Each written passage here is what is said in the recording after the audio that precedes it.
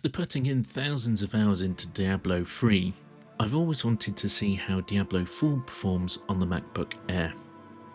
But there was an update to Diablo which stopped it from launching using CrossOver.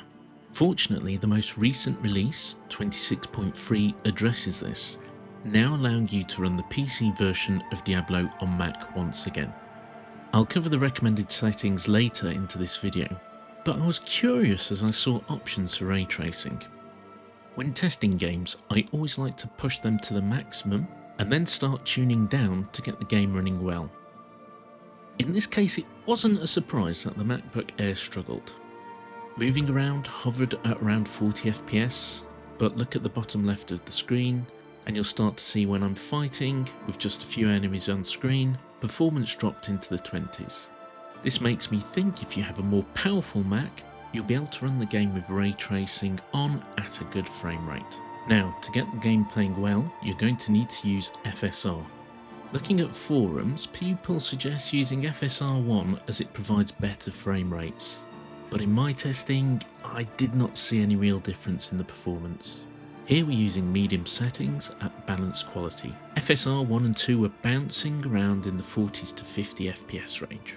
But FSR 1 would only work in window mode. If you tried running in full screen, the world was blank. FSR 2 allowed the image to be displayed in full screen. I would say stay away from FSR 1. It's older technology, and because of that, if you look around the character, you can see pixels around it. Now, what you want to hear. What are the recommended best settings to get Diablo 4 running on a MacBook Air? Under graphics, hit the optimize for handheld button. This will automatically update the settings to maximise the FPS. Then, scrolling down under resolution scaling, select AMD FSR 2 and set the quality mode to performance. By doing this, you'll get the game mostly hitting 60 FPS. You will see dips when you load into new areas, or a drop when you encounter an enemy or effect for the first time, and the FPS will drop about 5 frames. This will be the game building the shaders in the background and doesn't disturb gameplay too much. You can see here my barbarian chucking out whirlwinds, with multiple enemies and effects all firing at once, and the frame rate holds. And look, let's be real, the end game is where Diablo games really come into their own. Running rifts will have more enemies and effects on screen, but I suspect the game will hold up well. Unfortunately, I couldn't test this as I couldn't find anyone to carry me through a rift.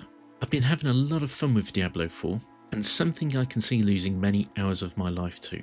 If I notice any problems, I'll likely post a follow-up video.